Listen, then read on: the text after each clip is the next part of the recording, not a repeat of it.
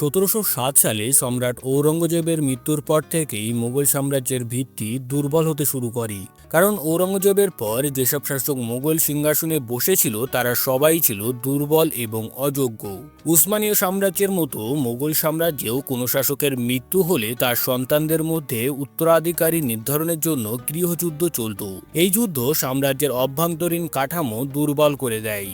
এছাড়া মুঘল সাম্রাজ্য এত বিশাল হওয়ার পিছনে কেবল মুসলিমদের হাত ছিল না, মারাঠা, রাজপুত এবং শিখ যোদ্ধারাও এতে গুরুত্বপূর্ণ ভূমিকা পালন করেছিল। এই কারণে সম্রাট আকবর হিন্দুদের উপর থেকে জিজিয়া কর তুলে দেন। কিন্তু সম্রাট ঔরঙ্গজেব ক্ষমতায় আসার পর এই চরিত্র পুরোপুরিভাবে বদলে যায়। রাজপুতরা মুঘলদের সাথে যুদ্ধ শুরু করে।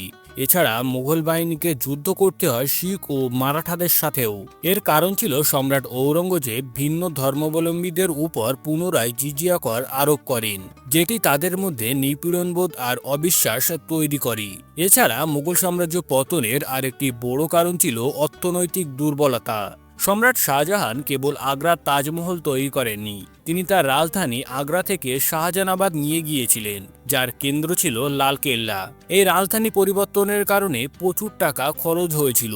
এছাড়া তিনি জামে মসজিদ, সালেমার গার্ডেন ইত্যাদিও তৈরি করেন।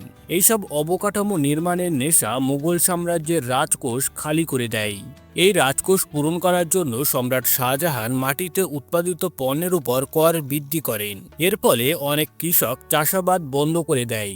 এরপর সম্রাট ঔরঙ্গজেব দক্ষিণ ভারতের রাজ্যগুলির সাথে যুদ্ধে লিপ্ত হন, যার প্রভাব পড়ে মুঘল রাজকোষে।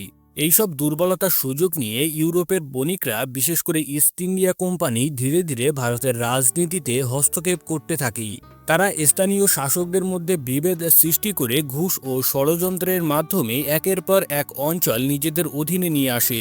এই প্রক্রিয়ার বড় ধাপ ছিল 1757 সালের পলাশী যুদ্ধ, যেখানে বাংলার নবাব সিরাজউদ্দৌলা পরাজিত হন মীর জাফরের বিশ্বাসঘাতকতার জন্য।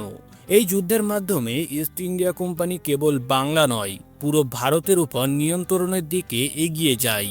এরপর কয়েক দশক ধরে ব্রিটিশরা তাদের প্রভাব বিস্তার করতে থাকে এবং মুঘল সাম্রাজ্যের প্রভাব কমতে থাকে। এরপর 1857 সালে সিপাহী বিদ্রোহ ছিল ব্রিটিশদের বিরুদ্ধে ভারতীয়দের প্রথম বৃহৎ প্রতিরোধ।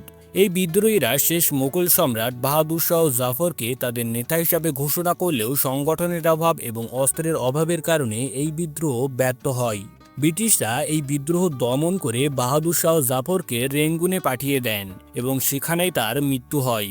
এই ঘটনার মধ্যে দিয়ে মুঘল সাম্রাজ্যের আনুষ্ঠানিক পরিসমাপ্তি ঘটে এবং ভারত সরাসরি ব্রিটিশদের অধীনে চলে যায়।